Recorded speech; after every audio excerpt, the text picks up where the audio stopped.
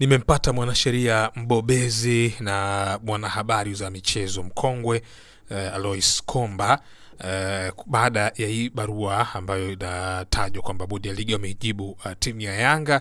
Je, Yanga ikishikilia msimamo wake wa kutopeleka timu uwanjani, nani ambaye atakuwa na wakati mgumu zaidi kati ya bodi ya ligi, Yanga na Simba? Alois Komba, kwa upande wako unaona yupi amekaa upande mbaya?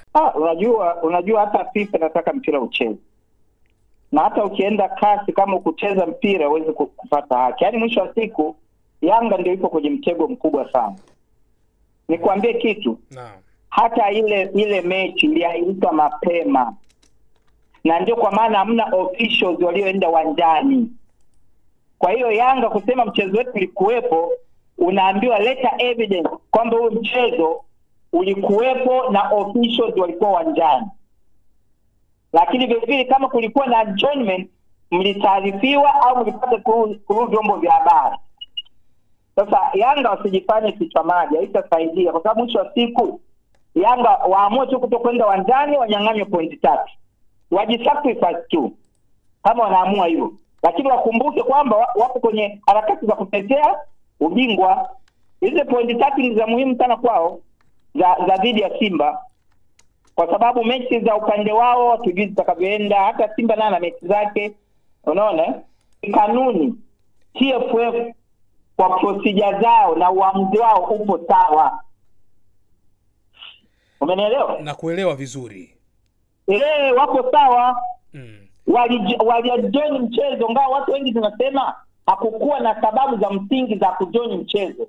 Lakini kanuni zao zinaruhusu na wakasema wanazo sababu. Ingawa walikuwa wanasema zingine za wanazifanyia uchunguzi.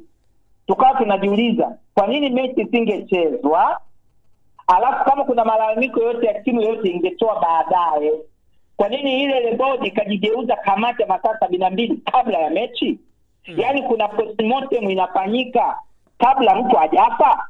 Postmortem ni baada ya mtu kufa. Ndio mwili wa marehemu unachunguzwa.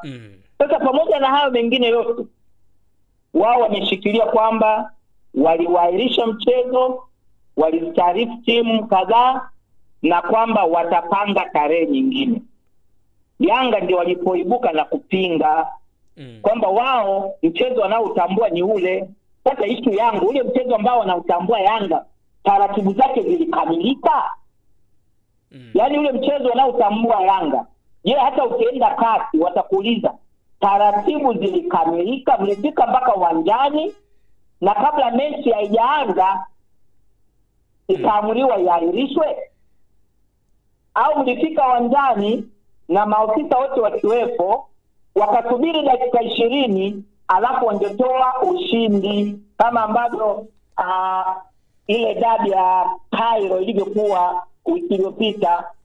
Zamalek na Al Ahly ya kwenda na timu zote na officiating team, yani ule utayari wote wa mechi kufanyika ulikuwepo. Sasa kule kasi kisheria utafungu hiyo au utasema tu sisi tunapinga walivyoahirisha, sisi tulishajiandaa na nini? Utatumia hiyo au utasemaje? Naam, kweli. Na kasi kama kwa mfano ukienda sasa hivi FIFA inasema inataka mpira uchezwe kwanza. Itaiambia Yanga hebu chezeni huo mpira. Kasi mimi nimesoma kesi nyingi ndani ya kasi. Kwanza sijakutana wakaamua kesi ya namna hiyo. Lakini sijawahi kukutana kuingilia ligi ya nchi fulani na kuipa timu fulani ushindi. Sijawahi kuona hiyo. Hata kasi. Kafu inatoa uamuzi kwenye ligi yake. Yaani kama recently kulikuwa na vurugu timu ya Barkane na nani wakaiahirisha wakasema tena. Ligi ambayo Kafu wenyewe anaimanage. Sio kwamba Kafu kaingilie ligi labda ya Uganda au ya Ethiopia na kufanya maamuzi. Hicho kitu mimi sijawahi kukiona. Kwa hiyo lazima tuambiane ukweli tu. Hata wanasheria wenzangu wengi wanawaambia hebu piteni vizuri tuone.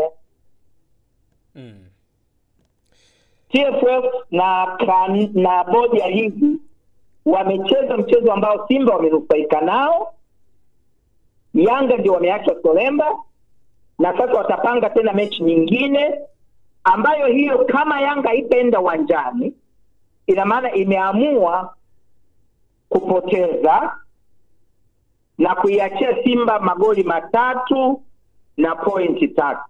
That's all. Na je, itakuwa haki kwa bodi ya ligi kwa baadhi ya taarifa ambazo zimetajwa kuna sababu za kiusalama na tuhuma za rushwa ndizo sababu za kuahirisha mchezo, itakuwa ni sawa kama wasipoweka wazi kwa wa Tanzania, wisi kama itakuwa ni fursa kwa Yanga kuonesha kwamba tumeonewa, mbona hizo taarifa ziweki wazi?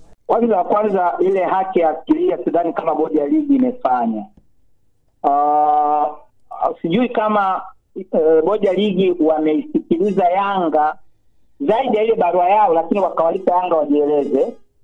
Alafu kama kuna taasisi zingine, watu au mtu yeyote wanatuhumiwa kwa lolote, sijui kama bodi ya ligi imewaita au wahusika. Alafu mwisho wa siku sijui ina ushahidi gani kuhusiana hilo. Na kama ni masuala ya rushwa, haya yanatakiwa yaendelee kufanywa kazi, na kuna vyombo vingine vya masuala ya rushwa. Na mambo mengine mengi sana ambayo bodi ya ligi itakuwa imesema. Ni vizuri sisi wadau wa mpira tukajua kila kitu. Hata hayo maamuzi watuambie na sisi tuyafahamu. Uchunguzi wao tuujue. Tuma hizo tuzijue. Maana tusije tukaanza kuhisi maneno aliyozungumza rais wa TFF juzi jana akisema hata hawa viongozi hawapo sawa. Isije ikawa ni hayo yanayosemwa. Yaani isije ikawa viongozi wa Yanga wanahusishwa walikuwa na makando fulani kuhusiana na hiyo mechi. Iwe wazi, for the good of the game. Kipo inasema for the good of the game. Kwamba ili kuipa hata hadhi mchezo wa mpira ni vizuri mambo yakawa wazi. Sasa yakiwa mafumbo sana, hata Yanga wataona hawajatendewa haki. Sisi wadau ndio kabisa. Kwanza wadau hatujatendewa haki kabisa.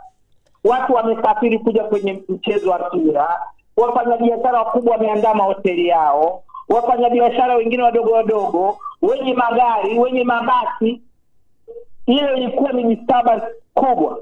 Ni kwa sababu tu ya huruka na tabia njema ya Watanzania, hawakuleta vurugu yoyote. Ndio kwa maana hata vyombo vya ulinzi na usalama hata ndio navyo sijui navyo vionaaje hiyo, lakini nachosema bodi ya ligi nayo iwe wazi, tuambie nini kilitokea mpaka mchezo kaahirishwa. Kwa sababu tusibaki tu na zile siasa za Yanga na Simba zile za kusema Simba walikuja pale na gari zilikuwaje, si manager akasemaje na nini, na Simba kaona kwamba wamezuiwa kutumia uwanja. Mimi nadhani hizo ni very flimsy reasons. Sisi wanasheria tunasema hebu tuletee ushahidi ambao utakuwa hauna shaka yoyote, uwe beyond reasonable doubt. Kamati ya mzee Steven Mguto na Kasongo, Almas Kasongo waseme wazi, lakini zaidi for president of TFF ambaye hata hivi naona kama PM. Yaani uamuzi kama tulishajua kwamba utakuwa hivyo, kwa sababu niliona alizungumza mambo fulani ya ajabu mapema. Na mimi kwa uzoefu wangu wa taasisi hizi za michezo, yule rais wa nchi ndio mwenye maamuzi. Pengine wakati mwingine hata tunahangaika kuilaumu kamati ya ligi, pengine itakuwa na maamuzi mazuri, lakini rais akasema no, hebu aisheni huo mchezo. Lakini mambo yawe yenye uwazi, mchezo uonekane kama ambavyo tunauangalia mpira uwanjani, na maamuzi yake yawe hivyo. Hayo ndio maoni yangu.